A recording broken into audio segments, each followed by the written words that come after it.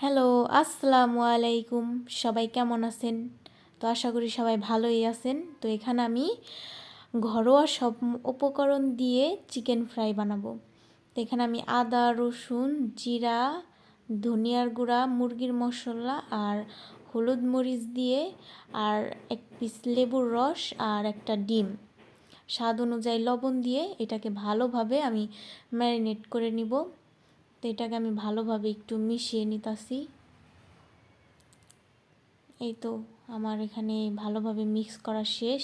তো এখানে আমি একটা কড়াইতে পর্যাপ্ত পরিমাণ তেল দিয়ে, তো এখানে আমি আটা কিংবা ময়দা হলে হবে। তো এখানে একটু হলুদ মরিচের গুঁড়ো দিয়ে এটা ভালোভাবে একটা ব্যাটার বানিয়ে তো চিকেনগুলোকে আটার ভিতরে ভালোভাবে মিক্স করে নিয়ে তেলে দিয়ে দিলাম। তো এরপরে এই তো আমার এক পাশ তো হয়ে গেছে, তো আমি একটু উল্টাই দিতেছি। তো এটা আমি একটু বাদামি বাদামি করে একদম ক্রিস্পি করে ভেজে নিব। এই তো উল্টিয়ে দিলাম। যাই হোক, এখানে আমার ভাজাটা শেষ।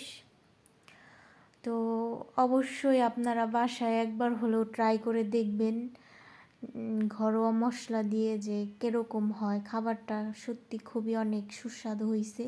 তো কেমন হয়েছে সবাই কমেন্ট করে জানাবেন। সবাই ভালো থাকবেন, দোয়া করবেন। আল্লাহ হাফেজ।